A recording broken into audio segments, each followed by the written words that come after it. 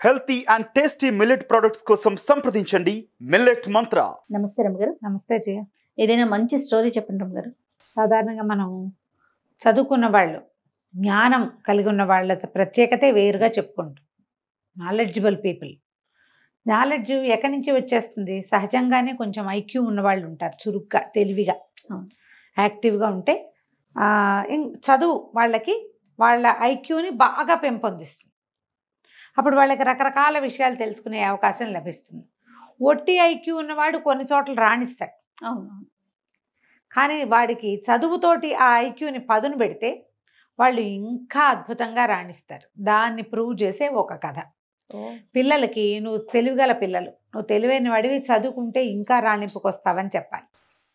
చదువుకుంటే నీకు చాలా రకాల విజ్ఞానాలు వస్తాయి. నువ్వు ఒక తెలివి ఒకటే కాదు, చురుగ్గా ఉంటారు చూడు కొంతమంది పిల్లలు. అసలు ఇవాళ రేపు ఈ జనరేషన్లో చురుకుదనం లేని పిల్లలు లేరమ్మా. అవునండి, అతి చురుకు. అవును. ఏం చేసుకోవాలో తెలియదు ఆ మొత్తాన్ని. అలాంటి వాళ్ళే ఉంటున్నారు. అవును. పిల్లలు చదవకుండా ఉంటే చదువు ఎలాంటి ఫలితాన్ని ఇస్తుందో ఈ కథ చెప్పచ్చు. బాగుంది, మంచి కథ. పూర్వం ఒక అగ్రహారంలో ఒక ఆయన ఉండేవారు, ఇద్దరు మగపిల్లలు. ఆయన చాలా పేదవాళ్ళు వాళ్ళు. అయితే ఏదో చిన్న వృత్తి వాళ్ళది, పౌరోహిత్యం లాంటివి నేర్పించుకున్నారు. రెండో పిల్లడు భలే తెలివిగా ఉండేవాడు. ఆయనకి ఏమనిపించింది, పెద్దవాడు ఎట్లాగో మన ఇంటి పనులు, ఇంటి వ్యవహారము, మన క్లయింట్స్ ఎవరున్నారో వాళ్ళని మన ఊరు వరకు చూసుకుంటాడు. చిన్న ఊర్లో ఎంత డబ్బు వస్తుంది, ఎంత పేరు వస్తుంది, మనం ఉన్న ఊళ్ళో ఏదో భుక్తి గడుస్తుంది, అంతే, మర్యాదకు లోటు లేకుండా ఉంటుంది. కానీ పిల్లాడు చాలా తెలివిగా ఉన్నాడు. వీడిని పెద్ద చెరువులో ప్రవేశపెట్టాలి, పెద్ద చోట. అందుకు ఈ పిల్లవాడికి ఏదైనా చదువు చెప్పించాలని అనుకున్నాడు. కొద్దిగా కొంచెం వయసు వచ్చాక ఏం చెప్పాడంటే, నాయన నిన్ను తీసుకెళ్ళి ఎక్కడైనా పెట్టే ఓపిక లేదు నాకు. నోట్లో 4 ముక్కలు వచ్చు, దారిన పోతూ నలుగురికి 4 మంచి మాటలు చెప్తూ గురువుని వెతుక్కో, చదువుకో నువ్వు అని చెప్పాడు. ఆ కాలం ఏంటంటే ఈ పిల్లల్ని రోడ్డు మీద పంపిస్తే ఎటగండి అని అనే కాలం కాదు. అదేలే. బ్రాహ్మణులకి భోజనం పెట్టేవాళ్ళు, అవకాశాలు లభించేవి. కొంచెం బ్రాహ్మణ గురాళ్ళు వెళ్తే అయ్యగారు వంట చేసుకోండి అని సామాన్లు ఇచ్చేసేవాళ్ళు. వంట చేసి తిని 2 పూట్ల ఆ ఊళ్ళో ఆగి మళ్ళీ వెళ్ళిపోవచ్చు. అప్పుడు అసలు ఫెసిలిటీస్ కావాలన్న గోలే లేదు జయ. అవునండి. పంచలో ఒక చిన్న పంచ వరండా ఉంటే వరండాలో కాస్త పొయ్యి పెట్టుకుని, ఒక గిన్నె మట్టి కుండ ఉంటే కుండతో అన్నం వండేసుకుని, కాస్త ఒక కూర చేసుకుని, కూర అన్నం వాళ్ళు మజ్జిగ ఇస్తే మజ్జిగ బొసు తింటే ఆ రోజుకి వెళ్ళిపోయింది. రాత్రికి పాలు పళ్ళు కూడా చాలు, అంత అన్నం తినేసేవారు. పంచలో ఒక చాప పడుచుకుని పడుకుంటాము. మనకు మళ్ళీ దుప్పట్లు కావాలి, రగులు కావాలి, గోలు కావాలి, ఏమీ లేవు. ఏసీలు, ఫ్యాన్లు అసలు లేవు. పిల్లోలు కూడా క్యారీ చేస్తారు తెలుసా రమ్మగారు, అదే పిల్లో మీద నిద్ర పట్టిద్దని. నా పిల్లోనే కావాలి, నా బొంతే కావాలి, మా రగ్గే కావాలి, బోల్డన్ ఉన్నాయి ఇప్పుడు. అప్పుడు జీవితాలు అట్లా ఉండేవి కాదు. ఒక విద్యార్థి 15-16 సంవత్సరాల వాడు రోడ్డు మీదకి పోయాడు ఇట్లా కట్టు బట్టలతోటి చదువుకోవటానికి. చదువుని వెతుక్కుంటూ వెళ్ళాడు. వెళ్ళగా ఒక అగ్రహారానికి చేరాడు. కాకపోతే ముందు రోజు ఎక్కడ ఆహారం లభించల. అటగే ఎక్కడో మంచినీళ్ళు చెరువులో నీళ్ళు తాగి నడుచుకుంటూ వచ్చాడు. ఈ అగ్రహారంలోకి వచ్చేసరికల్లా ఆ పూట మంచి ఎండగా ఉంది. పిల్లాడు ఎంత 16-17 ఏళ్ల వాడు. కొంచెం త్రాణ వచ్చేసింది వాడికి. దాహం వేసి సొమ్మసిల్లి పడిపోయేసరికల్లా ఏ ఇంటి వాకిట్లో అతను పడిపోయాడో ఆ ఇంట్లో ఉన్న ఆయన గురువుగారు లోపల నుంచి బయటకు వచ్చారు. ఎవరో ఒక గురువు, ఆ ఇల్లు ఆయనది. ఆయన బయటకు వచ్చి, అయ్యో ఎవరో పిల్లాడు పడిపోయాడు, మన వాళ్ళ పిల్లాడు అలానే ఉన్నాడని లేవదీసి, వీడి చెవులకు చిన్న కుట్లు ఉన్నాయి, మళ్ళీ యజ్ఞోపవీతం ఉంది, పంచధావతి బట్టలు చూస్తే కూడా తెలిసేది కదా ఆ కాలం. తీసుకొచ్చి లోపల కూర్చోబెట్టి కాసిన మంచినీళ్ళు ఇచ్చి మజ్జిగిచ్చి అన్నం పెట్టారు.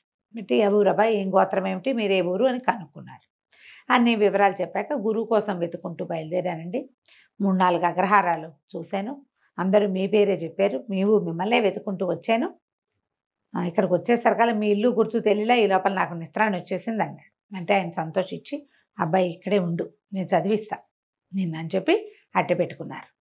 ఆ కాలం అలాంటిది. ఆ పిల్లాడు గురువుగారు శుశ్రూష చేస్తూ, గురువమ్మగారికి ఏవో ఆ పనులు ఈ పనులు చేసి పెడుతూ, వాళ్ళ ఇంట్లోనే అన్నం తింటూ 4-5 సంవత్సరాల పాటు చక్కగా చదువుకున్నాడు శాస్త్రజ్ఞానం అంతా. ఆయన ఏమన్నాడు, నువ్వు అన్ని విద్యలు నేర్చుకోవాలి, ఒక కోయరాజు దగ్గరికి పంపిస్తా, వాడు నీకు కొత్త విద్యలు నేర్పిస్తాడు అంటే సరేనన్నాడు. కోయరాజు దగ్గర అక్కడ తిండు ఇతను, పళ్ళు తేనె తీసుకుంటాడు వాళ్ళ దగ్గర నుంచి, అన్నం వండుకుని తినాలి. ఓకే. ఎలాగో గురువుగారి ఇంట్లో అలవాటే, వాళ్ళ ఇంట్లో కూడా వాడికి అలవాటే పాపం అబ్బాయికి. ఏం పేరు, జయదేవుడు అబ్బాయి పేరు. అక్కడి నుంచి ఆ కోయరాజు దగ్గరికి వెళ్తే కోయరాజు బాణాలు వేయటం, కత్తులు తిప్పటంతో పాటుగా దొంగతనం చేయటం, చోర విద్య, దాంట్లో మెలకువలు కూడా నేర్పించాడు. అతని దగ్గర ఉన్న విద్యలు నేర్పమన్నారు. నేర్చుకున్నాడు. నేర్చుకున్నాక సరే స్వగ్రామానికి బయలుదేరాడు. అవన్నీ ఎక్కడో ఊళ్ళు వెళ్తుంటే సరే ఒక ఊర్లో ఆగాడు. ఆగి ఒక బ్రాహ్మణ గృహస్థ ఇంట్లో మంచినీళ్ళు భోజనం కోసం అడగడానికి పోయాడు. పోయేసరికల్లా ఆవిడ ఏమైనా మంచినీళ్ళు మజ్జిగ ఇచ్చి, ఎక్కడి నుంచి నాయనా, ఏ ఊరు ఏమిటి అంటే, చిన్నప్పుడే బయటకు వచ్చానండి, అక్కడ చదువుకున్నాను హరిశర్మ గారి దగ్గర, తర్వాత ఏమో ఇట్లా కోయరాజు దగ్గర రకరకాల విద్యలు నేర్చుకున్నాను, ఇక నేను రాజోద్యోగం చేయగలిగే సత్తా వచ్చింది, ఎక్కడైనా ఉద్యోగం దొరికితే చూసుకుంటా, ముందు మా వాళ్ళని చూద్దామని బయలుదేరానంటే, ఏమిటో నీ విద్యలన్నీ వింటుంటే వింతగా ఉంది, ఇప్పుడు మా ఇంటికి ఎవరు వచ్చారో చెప్పు, చాలా చదువుకున్నావు కదా, ఊహించు, మా ఇంట్లో ఏం జరిగింది, మా ఇంటికి ఇంతకుముందు ఎవరో వచ్చారు, ఎవరు వచ్చారో నువ్వు ఊహించి చెప్పగలవా, మా వాకిట్లో ఏం జరిగిందో ఆలోచించి ఐక్యూ తోటి, మనం ఒక సినిమాలో చూసాం, వాడు ఊహించి చెప్పేస్తాడు అవును, బ్యాంక్ రాబరీ జరుగుతోందని. అవునండి. ఇలాంటి కథలే దానికి ఆధారం. ఓకే. ఈ అబ్బాయి ఏం చెప్పాడంటే, బయటకు వాకిట్లోకి వెళ్ళొచ్చాడు, లోపలికి వచ్చాడు, ఇంటికి ఎవరో నలుగురు వచ్చారు, బహుశా రాజోద్యోగులు అయి ఉండొచ్చు, సైనికులు అయ్యి ఉండొచ్చు. తర్వాత ఈ రోడ్డు మీద ఒకడు నడిచి వెళ్ళాడు, వాడి నెత్తి మీద ఒక బొగ్గల బస్తా ఉంది. ఏం బస్తా? బొగ్గల బస్తా ఉంటే ఆయన ఆశ్చర్యపోయాడు. ఊరిని భలే కనిపెట్టాబోయ్, నిజంగానే మా ఇంటికి సైనికులు వచ్చారు, నలుగురు సైనికులు వచ్చారు. దేవాలయం దగ్గర ఒక మణి పోయింది, ఆ మణిని వెతుక్కుంటూ వచ్చారు, ఒక్కొక్క ఇంట్లోనూ వాళ్ళు వాకప్ చేసుకుంటూ వెళ్తున్నారు. నువ్వు భలే కనిపెట్టావు, అసలు ఆ మణి ఎట్టా పోయిందో, ఎవరి దగ్గర ఉందో నువ్వు కనిపెట్టగలవేమో, ప్రయత్నం చేయి, రాజుగారి దగ్గర నీకు ఉద్యోగం వేయించే పూచి నాది, చక్కగా మీ నాన్నని తాన్నయ్యని కూడా ఈ ఊరే తెచ్చుకోవచ్చు, ఈ ఊళ్ళో బ్రాహ్మణికానికి ఏం కొదవలేదు, మీ నాన్న అన్నయ్య వాళ్ళ పని వాళ్ళు చేసుకుంటారు, నీతోటే ఉంటారు హాయిగా, కనిపెట్టు, మణి ఎక్కడ పోయింది, ఎలా పోయింది, ఎవరు తీసుకొచ్చారు, ఎవరు తీసుకున్నారంటే సరేనన్నాడు. ఈ అబ్బాయి వెళ్ళి దిగి అక్కడి నుంచి వెళ్ళిపోయాడు, వాళ్ళ ఇంటి నుంచి బయటకు వచ్చేసాడు. ముందు దేవాలయం దాకా నడిచి వెళ్ళాడు, దేవాలయం దగ్గర నుంచి నడుచుకుంటూ వచ్చాడు.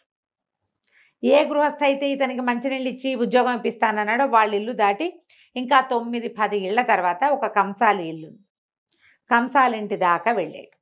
అక్కడి నుంచి కంసాలి ఇంట్లోకి వెళ్ళాడు, లోపలికి వెళ్ళి బంగారము ఈ రోజుల్లో రేట్ ఎంత ఉంది, ఏదైనా వస్తువు చేయడానికి అతను ఎంత తీసుకుంటాడు, ఇవన్నీ మాట్లాడుకున్నాడు. కాసేపు మాట్లాడుకున్నాక మళ్ళీ బ్రాహ్మణుడి ఇంటికి వచ్చేసాడు. వస్తువు దొరికేస్తుందండి, నా భోజనం పెట్టించండి, నేను రాజోద్యోగులను తీసుకెళ్తానన్నాడు. ఆయన ఆశ్చర్యపోయాడు. భోజనం పెట్టారు, భోజనం వేళ అయినప్పుడు తినాలి కదా మరి, అన్నం తినేశాక మీరు రాజోద్యోగులను పిలిపించండి, సైనికుల్ని, దొంగ దొరికాడు మనకన్నాడు.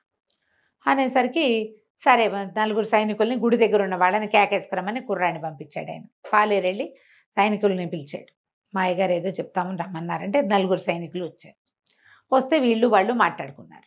జయదేవుడు అన్నాడు, దీని తర్వాత 9 ఏళ్ళ తర్వాత కంసాలి ఇల్లు ఉంది కదా, కంసాలేనండి దొంగ అన్నాడు.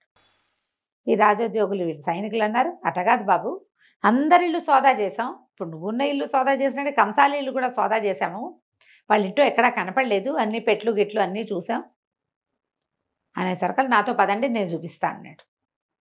ఈ బ్రాహ్మణ ఆయన ఏ ఇల్లు అయితే ఆశ్రయం ఇచ్చారు ఇంట్లో వాళ్ళు కూడా బయలుదేరారు. సరే అందరూ కలిసి లోపలికి వెళ్ళారు.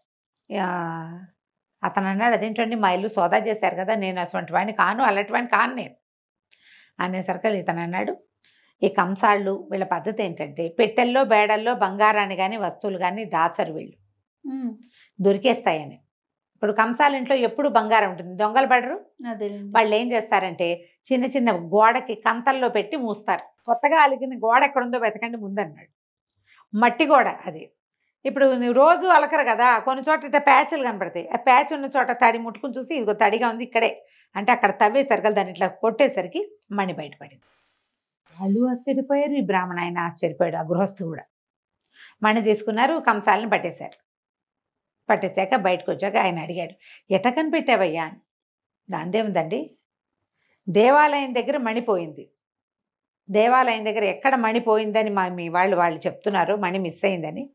అక్కడ ఒక చిటికడి బొగ్గుపొడి రాలి ఉంది, ఆ తర్వాత దారంతా బొగ్గుపొడి రాలింది. ప్రతి చోట వాడు బ్యాగులోంచి రాలుతుందంటే ఆ దారిని వెళ్తున్నాడు. తర్వాత ఎక్కడైతే బొగ్గుపడి రాలి ఉందో అక్కడ అడుగులు నిదానంగా వేసినట్టు, మధ్యలో ఒక్క అడుగు వెనక్కి వేసినట్టు కనపడుతుంది. తను ఎవరైనా వెంబడిస్తున్నారేమోనని వెనక్కి తిరిగి చూశాడు ఆ బొగ్గులు బస్తా పట్టుకున్నవాడు. నేను కంసాల వాళ్ళ ఇంట్లోకి వెళ్ళినప్పుడు వాళ్ళ వాకిట్లోకి, ఇప్పుడు రోడ్డు మీద కాకుండా వాళ్ళ వాకిట్లో కూడా బొగ్గుపడి వెళ్ళింది. వాళ్ళ ఇల్లంతా పరిశీలిస్తే ఒక మూల బొగ్గుల బస్తా కనపడింది. ఖచ్చితంగా అతను తెచ్చి ఉండాలి. అతను ఏం చేశాడు, మణి ఎక్కడ దొరికింది. దొరకగానే మణి చేత్తో పుచ్చుకొచ్చినా జేబులో వేసుకొచ్చినా అంతది తెలిసిపోతుంది. అందుకని ఏం చేశాడు, ఒక బొగ్గుల బస్తా కొనుక్కొచ్చుకొని అక్కడ పెట్టి బొగ్గుల బస్తాలో దాన్ని వేసేసాడు. బొగ్గుల బస్తా మోసుకుంటూ వచ్చాడు. వచ్చిన తర్వాత అడుగడుక్కి ప్రతి 10 అడుగులకి ఓసారి వెనక్కి తిరిగి చూసుకుంటున్నాడు. వెనక్కి తిరిగి చూడాలంటే ఇటా తిరగలేదు, నెత్తి మీద బస్తా ఉంది కదా, ఒక అడుగు వెనక్కి వేస్తే కదా వెనక్కి తిరగాలట్టు. అవును, మనిషి పూర్తిగా సగపడైనా తిరిగితే గానీ కనపడదు అవతల భాగం. అంతేగా.